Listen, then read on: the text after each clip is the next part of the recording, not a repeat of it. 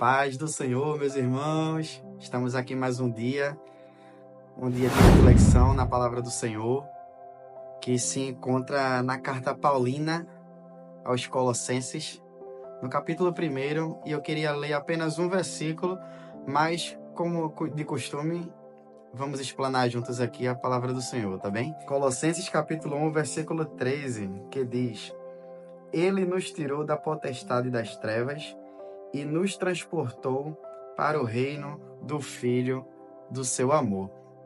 Isso aqui é uma carta que Paulo escreve junto com Timóteo, tá? Quando você lê aqui no começo do capítulo 1, você entende um pouco da história, de como ele fez essa carta, escreveu essa carta. E o povo de Colosso era um povo muito amoroso, ao qual Paulo estava muito feliz, muito regozijado com a comunhão deles, com a fé deles em Jesus Cristo. E ele profere palavras bastante animadoras para aquele povo daquela época e para nós também. E eu queria compartilhar com vocês um pouco da alegria que está no meu coração quando eu li essa passagem. O texto original desse versículo, ele nos diz o seguinte: que nos resgatou. A palavra resgatou aqui no grego está como erissato, que significa livrou ou salvou da autoridade da escuridão. A escuridão tinha uma autoridade sobre nossas vidas antes de Jesus morrer e ressuscitar naquela cruz. E removeu, a palavra removeu aqui no grego está como metestezen, que significa transferir ou mudar de lugar para o reino do Filho que ele ama. A palavra filho aqui está como ruiós, que nós bem sabemos, que eu já falei aqui em um vídeo, que é um filho maduro, um filho pronto para receber uma herança de seu pai, um filho que já compartilha com seu pai as atividades que eram deles, né, que ficou como herança para seu filho. E a palavra aqui, ama, que é do verbo aoristo ágape, que significa amor incondicional ou um amor sacrificial.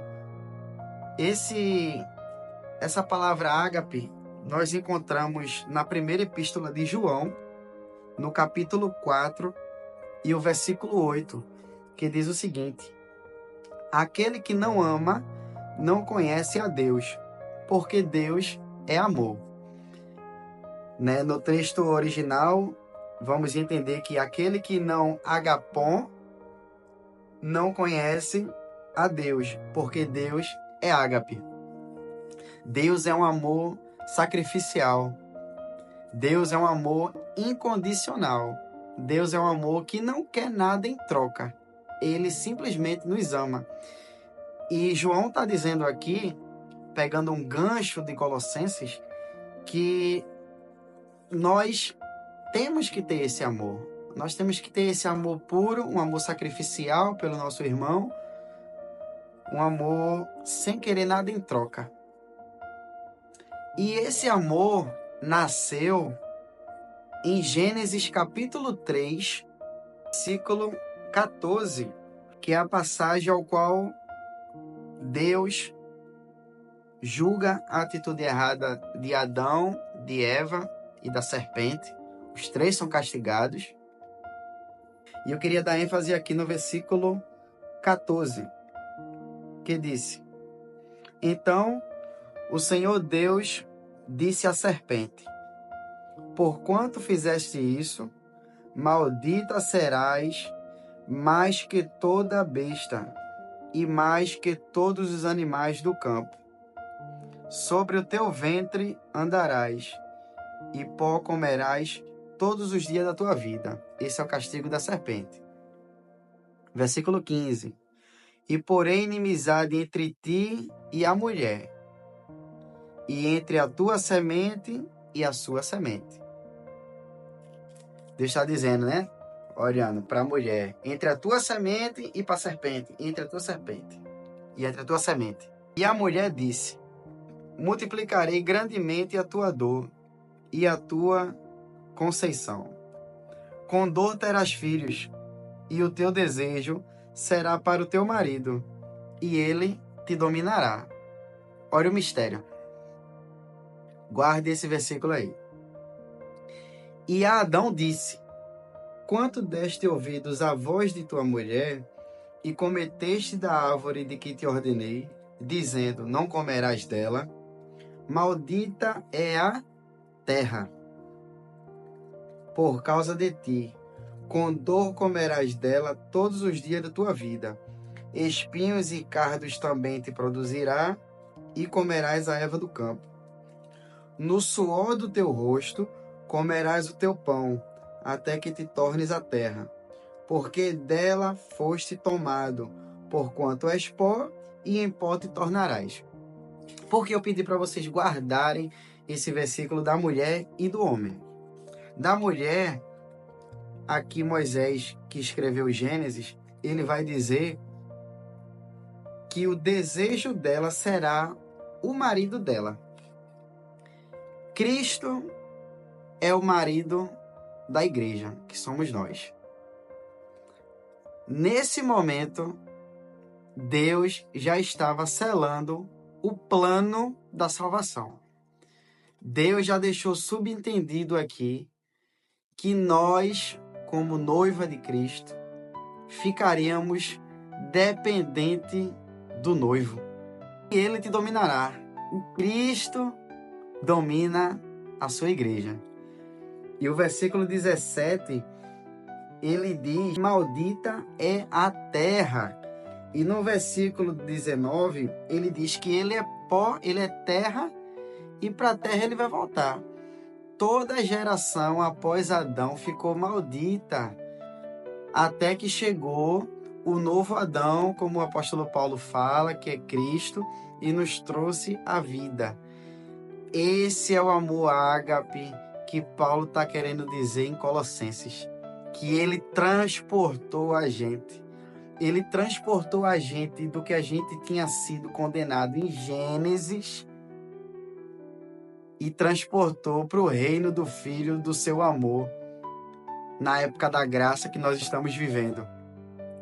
E na primeira epístola de João, no capítulo 5, ele diz o que nós precisamos para alcançar esse amor. Todo aquele que crê que Jesus é o Cristo é nascido de Deus. Jesus é o Cristo, ele é nascido de Deus.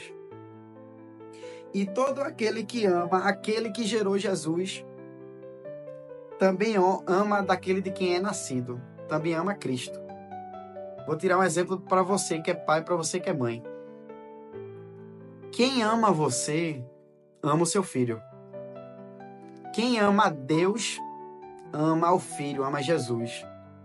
E nós somos também filhos de Deus. É o que ele está querendo dizer aqui no versículo 3. Que quem ama a Deus, também ama os seus filhos. Você, irmão, você deve amar o seu irmão na igreja. Isto conhecemos que amamos os filhos de Deus, quando amamos a Deus e guardamos os seus mandamentos. Porque esta é a caridade de Deus, que guardemos os seus mandamentos. E os mandamentos não são pesados. O fardo de Jesus é leve. Porque todo aquele que é nascido de Deus vence o mundo.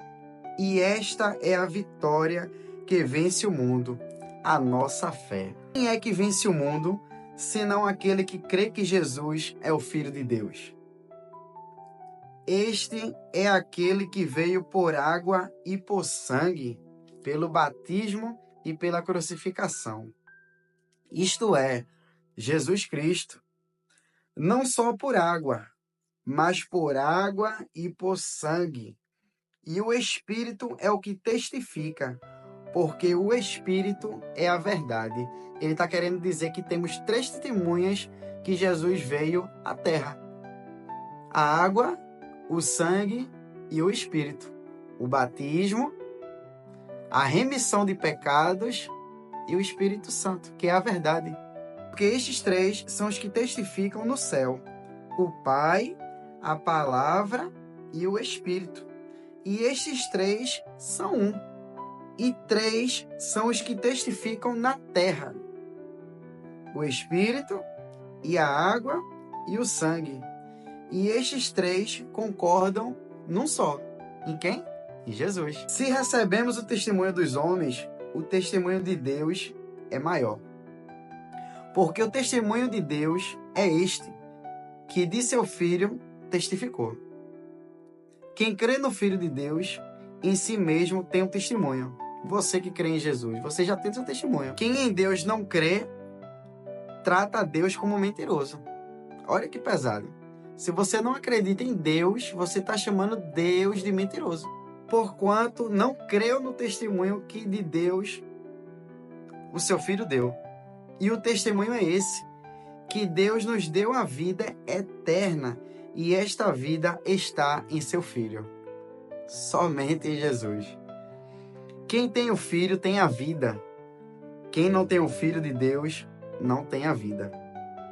Estas coisas vos escrevi, para que saibais que tendes a vida eterna e para que creiais no nome do Filho de Deus.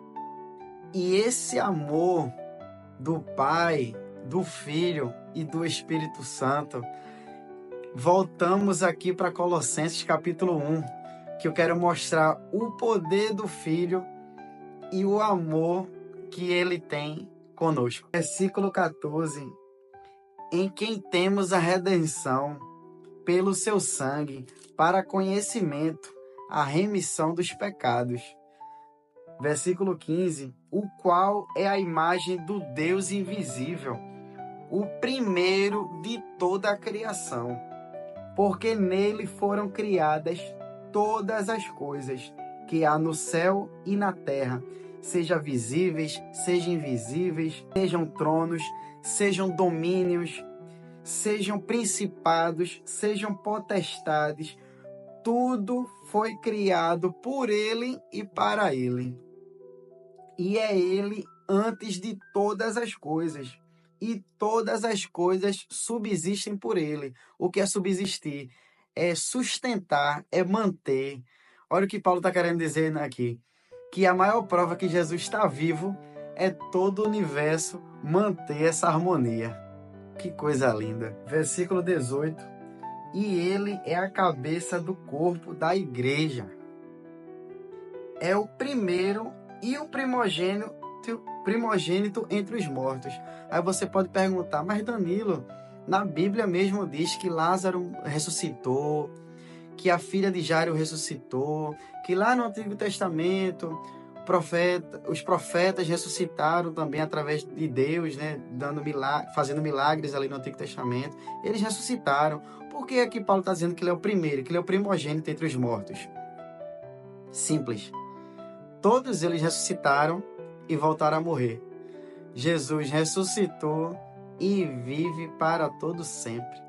E um detalhe, se Paulo está dizendo aqui que ele é o primeiro, virão outras pessoas depois, que somos nós, naquele grande dia, que nós teremos um corpo semelhante ao dele. Foi do agrado do Pai que todo o poder dele em Jesus habitasse.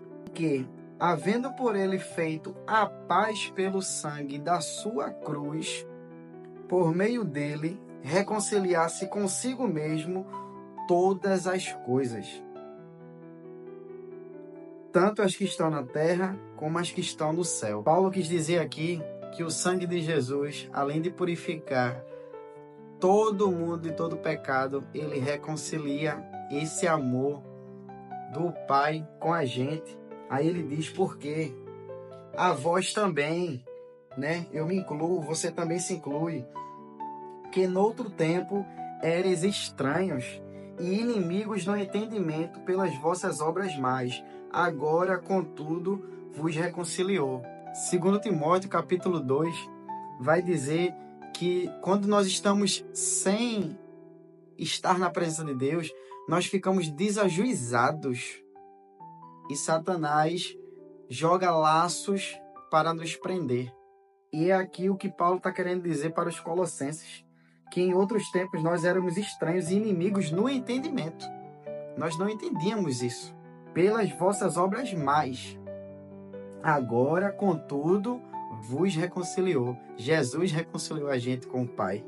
No corpo da sua carne, pela morte, para perante ele a gente se apresente a eles santos, irrepreensíveis e inculpáveis.